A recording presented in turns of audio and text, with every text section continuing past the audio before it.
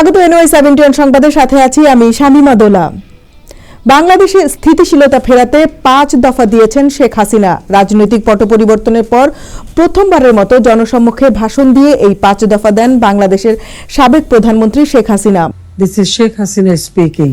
Bangladesh stands today at the edge of an abyss, a nation battered and bleeding, navigating one of the most perilous chapters in its history. ভারতের নয়াদিল্লির foreign correspondents ক্লাবে আয়োজিত save democracy in Bangladesh শীর্ষক এক অনুষ্ঠানে audio বার্তার মাধ্যমে তিনি এই বক্তব্য প্রদান করেন। শেখ হাসিনা অন্তর্বর্তীকালীন সরকারের প্রধান উপদেষ্টা ডক্টর মোহাম্মদ ইউনূসকে অবৈধ সহিংস প্রশাসনের প্রধান হিসেবে অভিযুক্ত করেন। তিনি অভিযোগ করেন যে দেশ বর্তমানে একটি বিশাল কারাগার, একটি বধ্যভূমি এবং মৃত্যু উপত্যকায় পরিণত হয়েছে।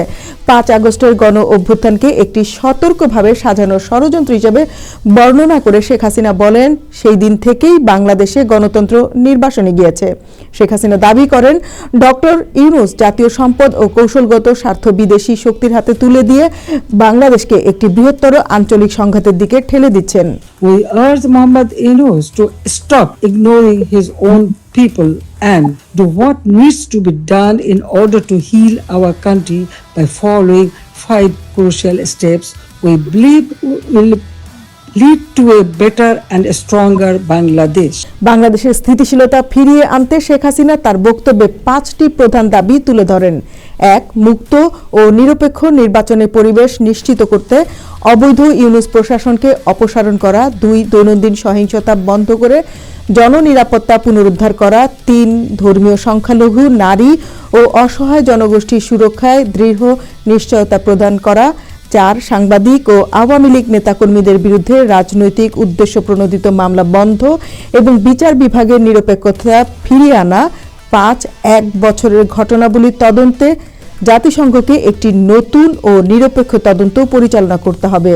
The Awami League is independent Bangladesh's oldest and important political party, inextricably interwoven with our country's culture and democracy, defender of Bangladesh's proud traditions of political and religious pluralism, and the committed upholder of our laws and constitution.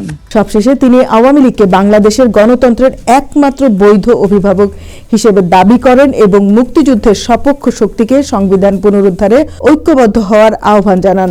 ভাষণের এক পর্যায়ে ইউনূসকে যে কোনো আসনে তার বিরুদ্ধে লড়াই করার চ্যালেঞ্জও জানান বঙ্গবন্ধু কন্যা Sheikh Hasina. Join us in the fight to take back our nation from those who seek to destroy it. Help us rebuild our democracy in Bangladesh. এখন এ পর্যন্তই। চোখ রাখুন NY71-এ।